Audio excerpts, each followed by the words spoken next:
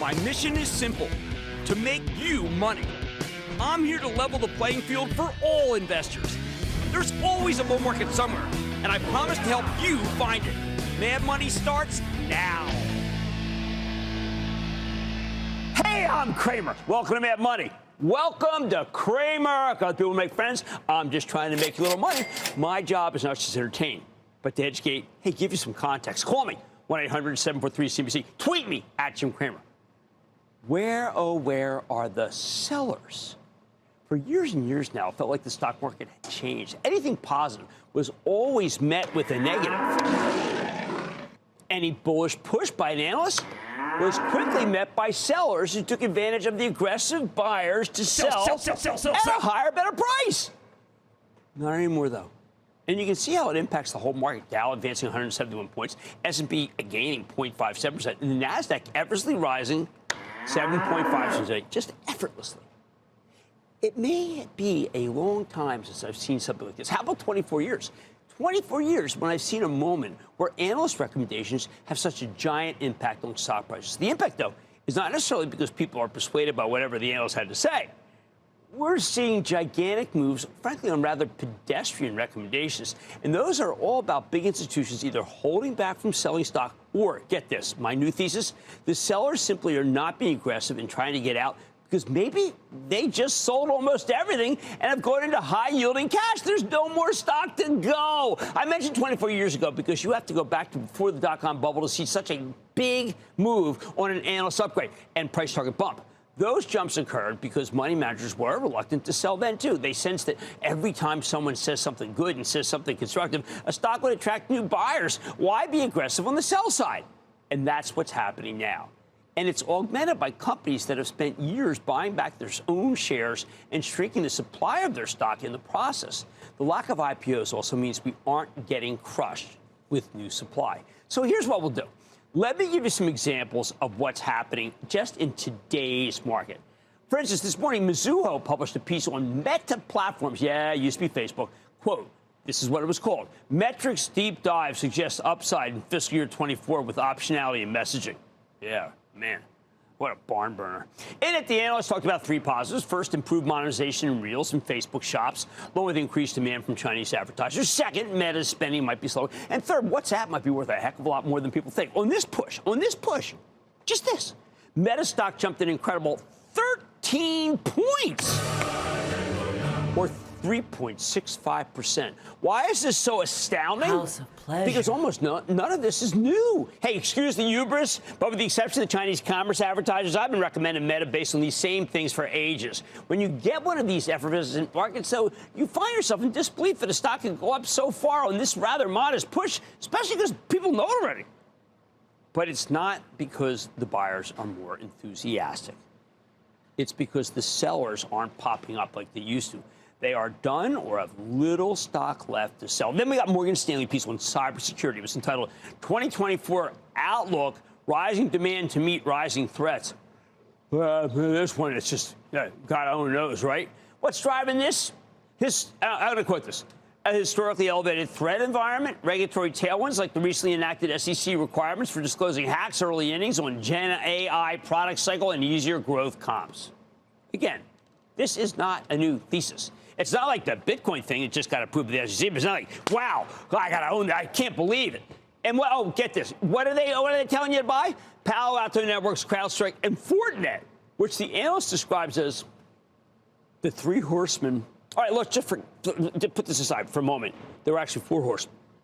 Maybe they should have gone with three amigos. Instead, let's focus on the fact that hardly a day goes by without someone saying the exact same things about Palo Alto and CrowdStrike. Two big-time Cramer phase, by the way. Not so much Fortinet, which I regard as more of a pony or maybe a broken-down mare. Yet on this call, Palo Alto stock rallied more than $15 or 5%. Hey, bring its market capitalization to a hair below $100 billion. How many times have I told you about these two horsemen and how they're doing? Now, if you belong to the investing club, you are probably sick of hearing me make the very same arguments that sent Palo Alto stock soaring today. And look, I'm not trying to toot my own horn. It's just that these calls are so obviously they're old hat. How about Wedbush's insightful upgrade of Home Depot? Their thesis, let's just say that what caused pain for Home Depot shareholders, the spike in interest rates and plummeting existing home sales, are now in the rearview mirror, and now rates have come down. And get this, the inflection is in sight. Inflection! Is there anything better than inflection? Maybe a pivot? Now, this nice recap of why Home Depot's worth owning caused its stock to leap more than $10 or 3%. Now, you've heard about collateral damage, but how about collateral improvement? As the pin action sent Lowe's up $3. What's good for a Home Depot goose is, I don't know, good for a Lowe's gander. Oh, and I'd be remiss not to mention a second Oppenheimer push, this one for Salesforce.com, which they called a, quote, good EPS growth compounder. Really? And a re-accelerating top-line story. Wow. Now, this push was so powerful that when Fortune came out with a story midday about Salesforce pausing hiring, the stock took a hit for about a minute and then right back as if nothing happened. What do these 4 recommendations have in common? How about that there's nothing really market moving about any of them? Yet they somehow struck a chord and caused sellers to step aside while buyers lap things up. Now, I don't want to just focus on analysts. Amazon catapulted higher when we learned that the company's slashing jobs in that Twitch unit and laying off lots of people at the Prime Video business, not because it's doing poorly. The opposite. They figured out what's not working and what's working, and they wanted to move on. Microsoft may be investing in some interesting technology that cuts reliance on lithium for electric vehicles. Yeah. Something caught Elon Musk's eye because he's railed against the ridiculously high price of lithium for ages. I thought maybe we had a twofer, but only Microsoft blasted off in this one, flying nearly $7 or a little less than 2%. Now, there was a time when a company could announce a $5 billion buyback with a 33% dividend boost, and people would just yawn. This is not that time. So the stock of Lennar soars 3.5% because it's a home builder, and that's unusual, I guess. Not that unusual, really, because Toll Brothers did that last December. Oh, and let's not forget that Nvidia,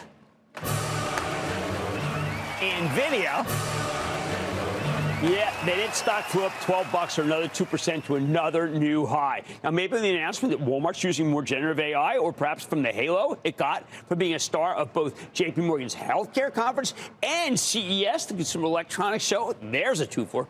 Yes, I know, I'm being a little tad cynical. How about that? But that's all the better. I need you to understand that these recommendations and little tidbits and asides suddenly have power in this market, because at the moment there doesn't seem to be anything about what we would call resistance, meaning there's nothing stopping stocks from going higher, not the bond market, not the Fed, not inflation, and not earnings. Have you noticed that we don't really care about what Fed people say anymore? Interesting, isn't it? Of course, we don't know if it can last. Tomorrow we get the Consumer Price Index. That could be market moving. It better stay tame or we're in trouble. And Friday we get earnings. Now, historically, earnings season has produced sellers, so we don't have long to find out if we are at the end of one of these halcyon periods or not. But the bottom line, right now, it's safe to say you can move up pretty much every stock purely on positive mentions. It's a rare moment. Enjoy it while it lasts. John in New York. John. Yeah, Jim, thanks for taking my call. Of course. I'm calling tonight. I'm interested in the obesity market. Right. And I was calling about a company called Weight Watchers. They bought a company named Sequence, which is a telehealth platform. Right. And with Lilly starting in the direct-to-consumer platform, how will this affect not just Weight Watchers, but all of the companies looking to get into that market, since it's such a huge opportunity? It won't matter that much, frankly. I think that whole Lilly announcement was really about saying, please don't just use this for weight loss, for vanity purposes. And WW has been hurt because you don't need WW if everyone were to take GLP-1s. Robert, also in New York. Robert. Hey, Jimbo, I just want to say Happy New Year's to you. And I got to say this, Jim. You have saved me money. At the end of the year, if you recall, you told us take some money off of certain stocks, Affirm, Boeing. If everybody had listened to you, you saved me 25%, and I had the best New Year's because of you. And this is very simple. If you listen to you steer us with a steady hand, okay? You really do. Oh, man, thank you, buddy. But I feel like buying you a beer if I drank beer, you know? Well, I mean, come on now, Jim. You're something else, but I got to tell you, and the other thing is this. If the next administration should put you in the finance department or the Treasury Department, or you should be the head of the Federal Reserve. I like the mad money department. Well, I know you do, but you're really good at this. Anyway. Okay, thank you. Jim, now that Pinterest has moved up and 28 analysts have a price target of around $39.72. You got profit margins going higher because it's spending less on the ads with that whole Amazon thing. You know, they're getting the ads to the customers. Right. Do you think it's time to lighten up?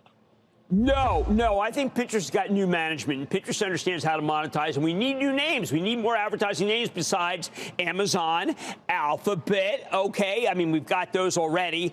And, of course, Facebook. We want more names. We really do. Let's go to Tosh in Pennsylvania. Tosh! Hey, Jim, how are you?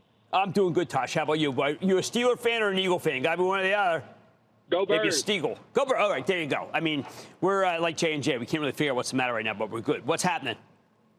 My question is about Enphase Energy. The stock was down, more than 50% in 2023. Yeah. Down more or less than 10% for the year already. Do you think now is a good time to enter? Well, let's put it this way. You've managed to dodge a really, really big bullet because it went down because it turned out that it was more of a rate play. People have to borrow money in order to get it, but the economy's not strong enough for people to be able to do a lot of borrowing. So I'd say stay away from that one right now. All right, listen to me. It's been a long time since I've seen a moment like this, a moment where analyst recommendations have such a gigantic impact on stock prices. I say enjoy it while it lasts. Mad Money tonight. Cencora, formerly known as AmerisourceBergen, might be one of the biggest healthcare stories that you've never heard of, and with the stock now trading at all-time highs. Could it continue to be a powerhouse in the industry? I'm sharing my exclusive with the CEO from the JP Morgan Healthcare Conference. Then, earnings season is upon us. And with the big banks slated to kick off the action, I'm giving you a preview of what you could expect from the reports. And Becton Dickinson seemingly reaches more patients than any med tech company in the world. So how is the company innovating to continue its mission of empowering doctors and nurses across the globe with its products? I'm sitting down with the company's top brass. So stay with Cramer.